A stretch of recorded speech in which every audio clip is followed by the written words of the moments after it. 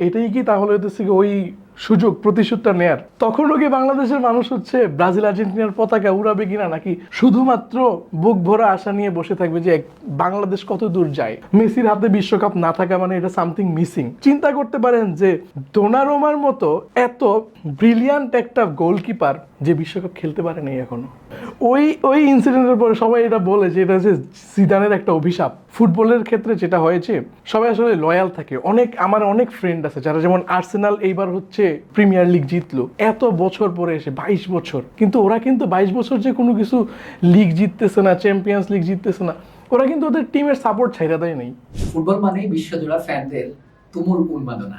যে কটা দেশ আসলে ফুটবল খেলে, ফিফার অংশীদারিত্ব হয়ে যে 48টা দেশ আসলে ফুটবল খেলছে এই মুহূর্তে, তার মধ্যে ফুটবল এই 48টা দেশের বাইরে যারা আছে তাদের মধ্যে মনে হয় বাংলাদেশ অন্যতম সেরা। ফুটবল নিয়ে এত উন্মাদনা, এরই মধ্যে আমরা দেখেছি কিভাবে আসলে প্রথম ম্যাচটা তিনটা লাল কার্ড আসলে খেয়েছে, যা পৃথিবীর ফুটবল ইতিহাসে যা আসলে প্রথম উদ্বোধনী ম্যাচে 3টা লাল কার্ড, সেটাও আসলে প্রথম আরো একটা নতুন ইতিহাসের জন্ম হলো।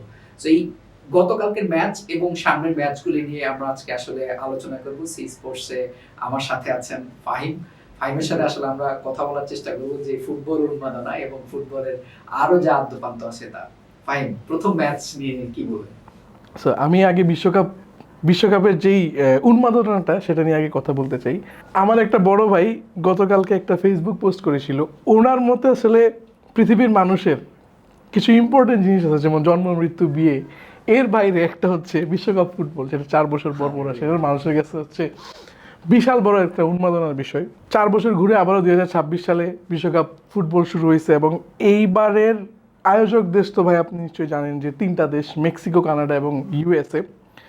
সো উদ্বোধনী ম্যাচটা স্বাগতিক মেক্সিকোর সাথে সাউথ আফ্রিকার ম্যাচটা দিয়ে শুরু হইল 2026-এ। কাকতালীয়ভাবে 2010-এর উদ্বোধনী ম্যাচটাও হয়েছিল আসলে সাউথ আফ্রিকা আর মেক্সিকোরই। সেবার স্বাগতিক দল ছিল সাউথ আফ্রিকা, এইবার স্বাগতিক হচ্ছে মেক্সিকো। সেবার শাবালালার দেয়া একটা গোলে 1 গোলের পুঁজি নিয়ে জিতে গেছিল হচ্ছে সাউথ আফ্রিকা। তো এবার যখন ম্যাচ শুরু হয় তখন আমি জানি না অন্যদের মধ্যে এই জিনিসটা ছিল কিনা, আমার মধ্যে কিন্তু খুব ব্যাপকভাবে এই চিন্তাটা ছিল যে এটাই কি তাহলে হচ্ছে কি ওই সুযোগ প্রতিশোধটা নেয়ার? কিন্তু এত ভালোভাবে প্রতিশোধটা নিয়ে নিবে এটা আসলে আমি আশাও করি নাই। একদম 2-0 গোলে, এবং ওই ম্যাচটাতে পুরো ম্যাচ জুড়ে আমার মনে হয়েছে যে মেক্সিকো অনেক ডমিনেট করছে। মেক্সিকো টেকনিক্যালি অনেক অনেক ভালো ছিল। আর South Africa, I don't know, ওরা মেবি আসলে WWE খেলার চিন্তা করছিল, ওরা এত ফাউল করে খেলছে। বাই দ্য ওয়ে, ওদের চেষ্টাও ভালো ছিল, বাট মেক্সিকো আসলে সব কিছু ছাপাই গেছে। ওদের নিজেদের দেশের মানুষ, নিজেদের দেশের মাঠ, নিজেদের মাটি, সব কিছুর সামনে ওরা আসলে বেশ ভালোভাবে প্রমাণ করে দিছে যে ওরা আসলে বেশ ভালো কিছু করতে চায় এই আসরে অন্তত। আর 3টা লাল কার্ডের কথা তো বলতেছিলেন, কালকে মনে হয় রেফারি পুরা ম্যাচ জুড়ে এইটা নিয়ে ব্যস্ত ছিল, কখন কখন হইতেছে রেড কার্ড দেখাবে। আমরা আসলে বাংলাদেশ তো ফুটবলে এখনো বিশ্বকাপের মঞ্চে এখনো যায়নি। কখনো কি স্বপ্ন দেখেন কিনা যে বাংলাদেশ একদিন যাবে? আর যদি যায় তাহলে এই যে উন্মাদনা, এই উন্মাদনা আসলে কোন পর্যায়ে যাবে? আমি সচরাচর একদম ছোটবেলা থেকে আমি ফুটবল ফ্যান। তো আমি অন্যদের চেয়ে বেশি এই স্বপ্নটা দেখি। প্রতিবারই স্বপ্ন ভঙ্গ হয়, যে আমিও তারপরও এখনও স্বপ্নে বিভোর যে কোনো একদিন বাংলাদেশ বিশ্বমঞ্চে যাবে, বিশ্বকাপে যাবে, নিজেদেরকে বিশ্বমঞ্চে সবার সামনে তুলে ধরবে যে আচ্ছা ঠিক আছে, বাংলাদেশের মধ্যেও একটা ফুটবলের পাগলামি আছে, উন্মাদনা আছে। এই যে স্বপ্নটা, এটা আরও বেশি প্রকট হয়েছে যখন হামজা চৌধুরী বাংলাদেশে এসে খেলা শুরু করছে। তখন থেকে আরও দেখলাম যে সমিত সোম আসছে, এখন তো আরও নতুন ওরা সবাই জয়েন করতেছে, দেখে খুবই ভালো লাগছে। জামাল ভুঁইয়া আসার পর থেকেই অ্যাকচুয়ালি আমার এক্সপেকটেশন এরকম ছিল যে আচ্ছা ঠিক আছে, একদিন বাংলাদেশ অবশ্যই বিশ্বমঞ্চে নিজেদেরকে ওইভাবে প্রমাণ করবে, বিশ্বকাপ খেলারই হবে। আর যেদিন বাংলাদেশ বিশ্বকাপে যাবে ওই দিন উন্মাদনার ব্যাপারটা কেমন হবে এটা নিয়ে আমারও একটু কনফিউশন আছে। যেমন আমি ভাবি যে প্রতি বছর যখন বিশ্বকাপ আসে তখন নানান মানুষ, নানান দেশের পতাকা, ব্রাজিল, আর্জেন্টিনা, হ্যাঁ, ফ্রান্স, ইতালি, সবার, যদিও ইতালি এবার বিশ্বকাপে নাই। By the way, I am very sad, I am Italy fan. So 12 বছর ধরে ইতালি বিশ্বকাপ খেলতে পারছে, এটা খুব স্যাডনেস। যাই হোক, তখন আমার চিন্তা হচ্ছে যে তখনও কি বাংলাদেশের মানুষ হচ্ছে ব্রাজিল আর্জেন্টিনার পতাকা উড়াবে কিনা, নাকি শুধুমাত্র বুক ভরা আশা নিয়ে বসে থাকবে যে বাংলাদেশ কত দূর যায়, কত কি করতে পারে এটা নিয়ে।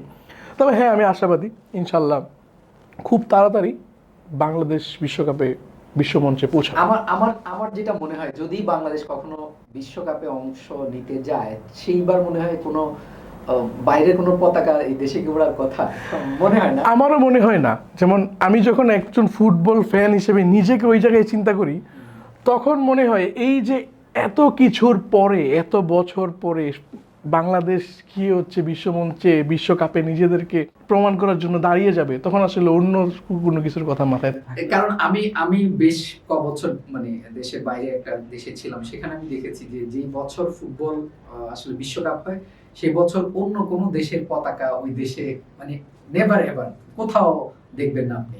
তো সেই হিসেবে আমি বললাম যে বাংলাদেশ যদি বিশ্বকাপে অংশগ্রহণ করে, সেই বছর কি আমরা আসলে অন্য কোনো দেশের পতাকা দেখবো কিনা? নিশ্চয়ই না। এই এই এই জায়গায় এসে আমি এতটুকু বলতে পারি যে আমরা যেহেতু নিজের দেশ না খেলার পরেও আমাদের যে ফুটবল উন্মাদনা, আমরা যেভাবে উজ্জীবিত হয়েছে ফুটবল বিশ্বকাপ আসার পরে সব কিছু ভুলে ব্রাজিল আর্জেন্টিনা কিংবা অন্যান্য যতগুলো দেশ আছে ওদেরকে সাপোর্ট করার জন্য, নিজেদের দেশ যখন হচ্ছে ফুটবল বিশ্বকাপে থাকবে, আই এম ড্যাম শিওর যে বাংলাদেশের মানুষ তখন নিজেদেরকে নিয়েই অনেক বিজি থাকবে, তখন আর অন্যদেরকে আসলে সাপোর্ট করা নিয়ে খুব বেশি একটা উঠে পড়ে লাগার কিছু নাই।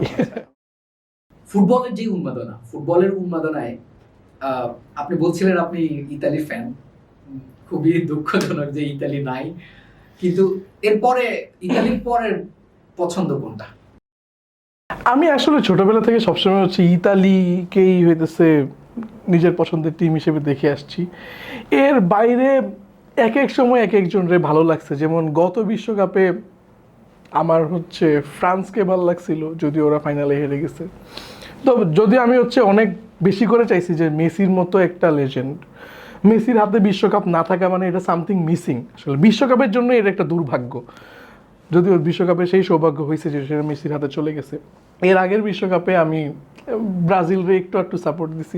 সো আমি আসলে দেখুন, ইতালির পরে আর হ্যাঁ, আর আর আসলে কোথাও আসলে এটা করা যায় না, এটা আসলে একটা লয়ালিটির ব্যাপার। ফুটবলের ক্ষেত্রে যেটা হয়েছে, সবাই আসলে লয়াল থাকে। আমার অনেক ফ্রেন্ড আছে যারা, যেমন আর্সেনাল এইবার হচ্ছে এই যে প্রিমিয়ার লিগ জিতলো, এত বছর পরে এসে, 22 বছর, কিন্তু ওরা কিন্তু 22 বছর যে কোনো কিছু লিগ জিততেছে না, চ্যাম্পিয়ন্স লিগ জিততেছে না, ওরা কিন্তু ওদের টিমের সাপোর্ট ছাইড়া দেয় নাই। ইতালি যে যে বছর বিশ্বকাপ নিল, তারপরের বছর থেকে ইতালি এই পর্যন্ত আর কখনোই বিশ্বকাপ না না না না 2010 এবং 2014-তে ইতালি বিশ্বকাপ খেলেছে, প্রথম পর্ব থেকে ফার্স্ট রাউন্ড থেকে বাদ পড়ে গিয়েছিল। 18, 22 এবং এইবারের যে আসর 26-এর আসর, এই তিনটা আসরে পরপর জিদান কোন কোন আসরে ইয়ে করছিল? 2006-এর বিশ্বকাপ ফাইনালের সময় জিদান এবং মার্কো মাতেরেজ্জির একটা হয়েছিল। ওই ইনসিডেন্টের পরে সবাই এটা বলে যে এটা হচ্ছে জিদানের একটা অভিশাপ। তারপর থেকে ইতালি 2বার হচ্ছে প্রথম রাউন্ড থেকে বাদ পড়লো, এরপর তো 3 বিশ্বকাপ খেলতে পারছে। আপনি চিন্তা করতে পারেন যে দোনারুমার মতো এত ব্রিলিয়ান্ট একটা গোলকিপার যে বিশ্বকাপ খেলতে পারে নাই এখনো। Sad, very sad.